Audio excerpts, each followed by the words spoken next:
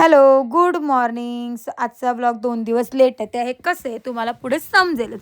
So hello. So आज आहे ना, मी मस्त मॉर्निंगला उठून मस्त अशी देवपूजा केली पूर्ण आणि मी मस्त अशी रेडी झाले. आणि का रेडी झाले, कारण की आज होती वटपौर्णिमा आणि हा मला लूक तुम्ही माझा पहिलाच बघितलाच असेल रीलमध्ये. सो मी आहे ना मस्तपैकी मॉर्निंगला उठून सगळे कामं आटपून जेवण बनवून आणि मस्त अशी रेडी होऊन मी गेलेली आज वटपौर्णिमेसाठी, वडाची पूजा करण्यासाठी. आमच्या इकडे द्रोणागिरीमध्ये झाड आहे, तिकडेच मी गेलेली वडाच्या पूजासाठी. सो मस्त मस्त अशी पूजा वगैरे करून घेतली, मस्त असं फोटोशूट वगैरे केला.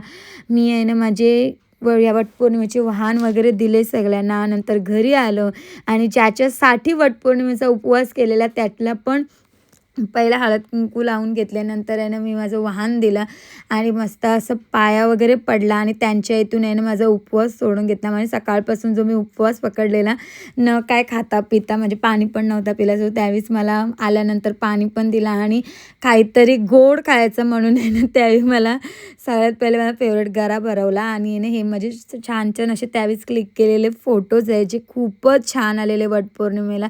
म्हणजे मला पर्सनली माझा लुक सिम्पल अँड स्वीट पण खूप जास्त आवडलेला असा होता.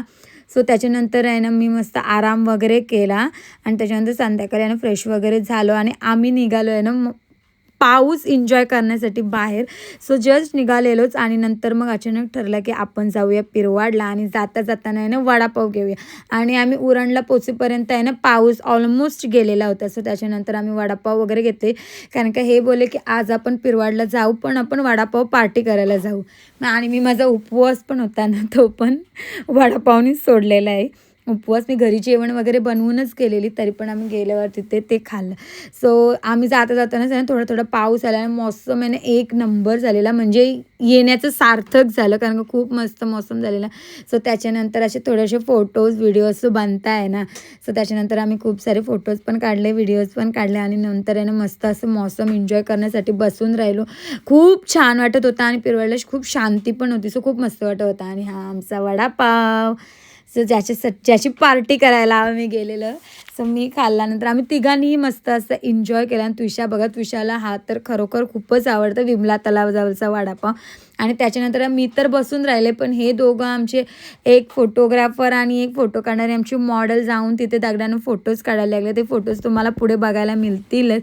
आणि नंतर आहे ना थोडा पाऊस शांत झाल्यानंतर आहे ना थोडासा असं सण दिसत होता. सो त्याच्यानंतर आहे ना आम्ही घरी निघालो आणि येता येताना मस्त असं चॉकलेटचं बाउल घेतलेला.